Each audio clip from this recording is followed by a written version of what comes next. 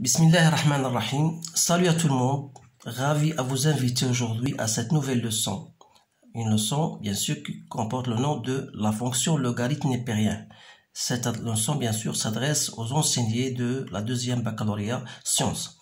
C'est une leçon d'une grande importance puisqu'elle prend plus de notes le jour de l'examen. C'est environ entre 9 points et 12 points. Donc, c'est pour cette raison-là que je vais vous donner les choses essentielles que vous devez retenir et apprendre. Donc, la première des choses, c'est quoi la fonction logarithme? Donc, la fonction logarithme, ce n'est autre que la fonction primitive de la fonction f de x égale 1 sur x. Donc, cette fonction-là, donc la fonction primitive, c'est f de x égale ln de x. C'est-à-dire, si vous essayez de faire la dérivée de cette fonction f' de x, vous devez trouver la fonction 1 sur x. Vous savez que la fonction qui a tout x fait correspondre à 1 sur x, elle est continue, bien sûr, elle est continue sur R étoile, en particulier sur 0 plus l'infini. Donc, généralement, ce que vous devez apprendre pour la fonction népérien logarithme, c'est qu'elle est définie ln de x. C'est une fonction qui est définie sur le 0 plus l'infini vers R, qui à tout x fait correspondre ln de x. Cette fonction-là, et comment elle est strictement croissante. Donc, strictement croissante sur son domaine de définition. C'est-à-dire, si vous essayez de tracer ou bien de dresser le tableau de variation de la fonction ln de x, voilà, donc 0 plus l'infini, donc c'est strictement croissante, sa limite plus l'infini, c'est plus l'infini, et 0 c'est moins l'infini. Alors là, au lieu d'apprendre par cœur les limites, je vais vous conseiller de bien savoir ou bien installer dans votre esprit la fonction, bien la courbe représentative de la fonction ln de x. Donc ln de x, c'est une fonction qui s'annule au point 1, c'est-à-dire que ln de x égale à 0, ça veut dire que x égale à 1. Là, la première des choses à retenir. Donc, on a dit que c'est une fonction, elle est croissante, c'est extrêmement croissante, et elle a bien cette allure-là. Ça veut dire quoi? Ça veut dire que lorsque je m'approche de 0, la fonction ln de x, ça tend vers, bien sûr, vers moins l'infini. Donc, la courbe représentative de la fonction ln de x, elle essaie toujours de côtoyer ou de s'enfroler l'axe des ordonnées et reste, lorsque x ça tend vers 0 plus, la fonction ln de x ça tend vers 0, vers moins l'infini. Donc à partir de cette courbe, on doit savoir ces choses-là. Donc la première des choses, c'est que la limite de f de x, c'est-à-dire, je dis là, f de x c'est ln de x, lorsque x tend vers 0 plus, c'est la limite de ln de x, lorsque x tend vers 0 plus, c'est moins l'infini. La limite de ln de x, lorsque x tend vers plus l'infini, donc lorsque x tend vers plus l'infini, ça tend vers plus l'infini. La limite de ln de x sur x, lorsque x tend vers plus l'infini. D'après cette courbe-là, vous voyez, ou bien vous remarquez que l'allure de la fonction représentative est là, une direction vers l'axe des abscisses. Alors, ça veut dire que la limite de f de x sur x égale à 0.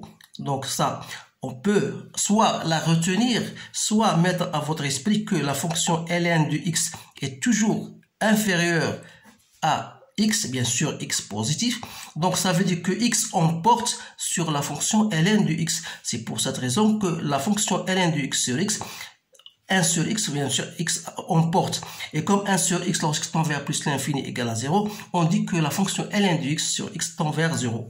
Et l'on est de même, la limite de ln de x sur x, ou n, à la puissance 1 lorsqu'il tend vers plus l'infini, ça restera toujours égal à 0. De même, la limite de ln de x ln de x lorsque x tend vers 0 plus, c'est 0. Pourquoi? Parce que x l'emporte, comme on a dit tout à l'heure, sur la fonction ln de x. Il en est de même, la limite lorsque x tend vers 0 plus de x ln, x à la puissance n, ln de x, ça tend aussi vers 0. Donc ces choses-là, vous devez bien les retenir par cœur.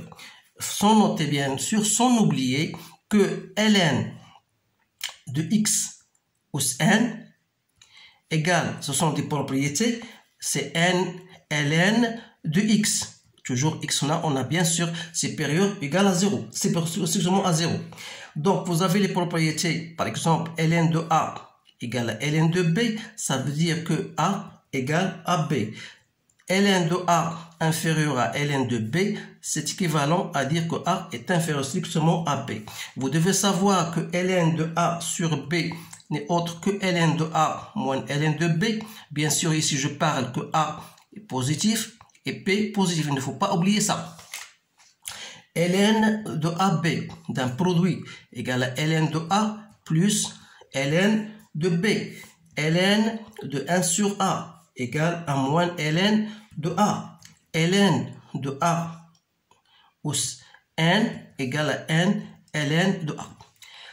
À noter qu'il ne faut pas oublier ces choses-là, que ln de x au carré est tout à fait différent de ln de x au carré. Car ln au carré de x, c'est le produit de ln de x au carré. Ce sont des choses qu'il faut bien retenir. Autre chose, d'après la courbe représentative qu'on a dit maintenant, est-ce que la fonction ln de x, bien sûr, son domaine de définition, c'est x est strictement supérieur à 0. Mais est-ce que ln de x peut être négatif? Et ça, c'est la première des choses, la plupart des étudiants, bien des enseignants, ils tombent dans ce piège-là. Il faut savoir que la fonction ln de x peut être positif, tantôt peut être négatif. Donc, d'après la courbe, ln de x, elle est positive si x est strictement supérieur à 1. Et ln de x peut être négatif si x appartient à 0, 1. Alors, là, je voudrais bien que vous notez bien ça dans votre esprit. Et vous devez faire très attention à cela. Parce qu'on va l'utiliser dans l'étude de certaines fonctions. Donc, on a fini de ça. On va passer à autre chose, c'est le domaine de définition des fonctions. Ça, c'est très intéressant parce que si jamais vous ne savez pas déterminer ou bien le domaine de définition, alors là, tout est foutu. Donc, c'est pour cette raison-là que j'insiste sur ça. Il faut bien savoir comment déterminer le domaine de définition. Alors, pour ne pas trop parler, je vais vous donner certains exemples. Par exemple, f de x égale ln de x au carré.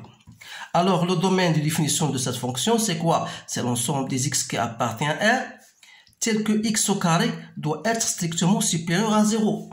Donc, vous savez que quel que soit x appartenant à R, x au carré est strictement supérieur ou égal à 0. Donc, la seule chose qu'on doit ajouter, c'est que x soit différent de 0. Alors là, le domaine de définition, c'est simple, il faut que x soit différent de 0. Donc, c'est R étoile. Donc, voilà les choses. Je vais vous donner certains exemples pour que vous puissiez, bien sûr, savoir les différents trucs que vous devez savoir.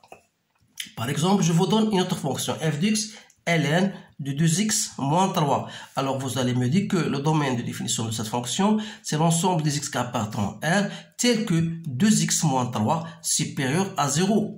Alors là, c'est simple, c'est facile. Il faut que x soit supérieur à 3,5. Donc, c'est facile. Je passe à autre chose plus sérieux. Donc, si vous avez une fonction f de x, alors ln de x plus 1 sur ln de x. Alors là, vous allez dire que le domaine de définition, c'est l'ensemble des x appartenant à R, tel que la première des choses, c'est que x plus 1 doit être supérieur ou égal à 0, et x, bien sûr, pour ln de x, doit être supérieur à 0. La troisième condition, il faut que ln de x soit différent de 0. Alors, voilà les difficultés, comment ça se passe. Donc, pour la première condition, x strictement supérieur à moins 1, x strictement supérieur à 0, et pour que ln de x soit différent de 0, il faut que x soit différent de 1. Alors là, vous devez faire, voilà, comment vous allez traiter les choses, x, voilà moins 1, voilà 1. Donc, la première des choses, x strictement supérieur à moins 1, voilà, x strictement supérieur à 0, et x différent de 1.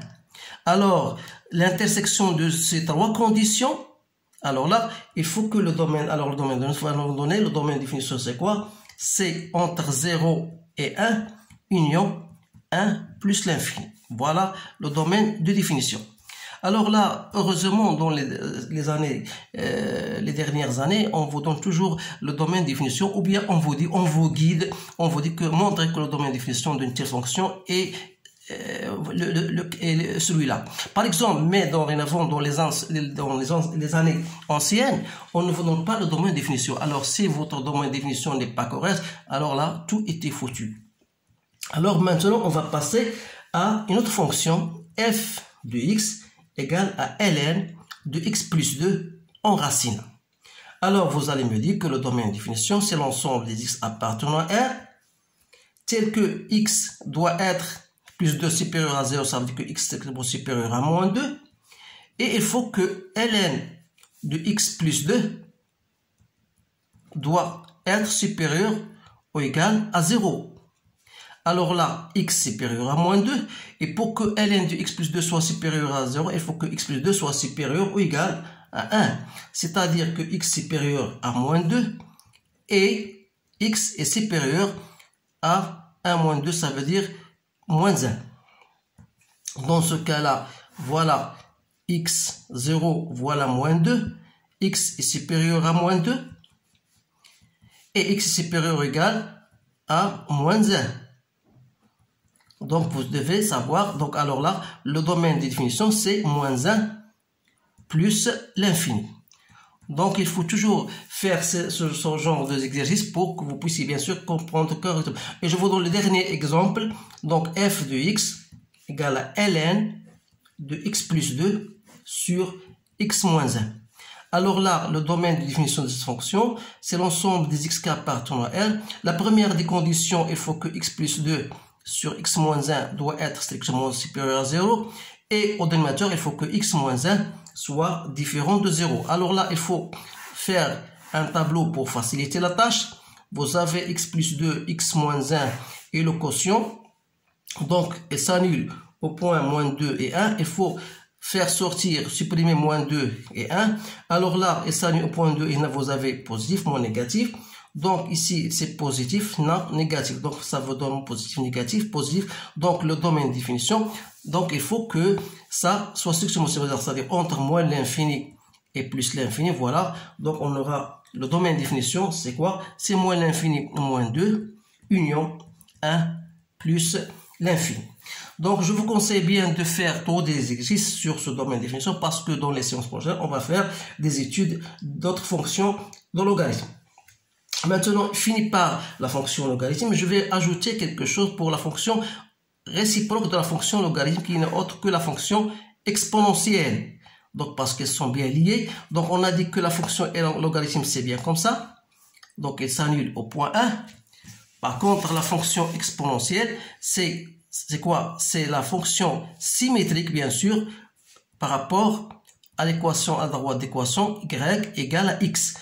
Alors, l'exponentielle de 0, f de 1, n de 1, c'est 0. Alors là, on aura n de 0, c'est 1. Voilà, l'exponentielle de 0, c'est 1. On aura cette courbe, cette allure, plus ou moins.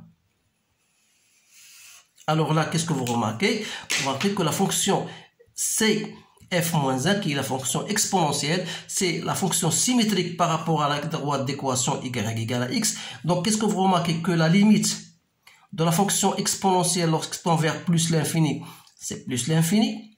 Limite de l'exponentielle de x lorsqu'elle tend vers moins l'infini, c'est 0. La limite de l'exponentielle de x, c'est quoi? C'est plus l'infini parce que l'exponentielle l'emporte bien sur la fonction x. Et le domaine de définition bien sûr, de la fonction exponentielle, c'est 1.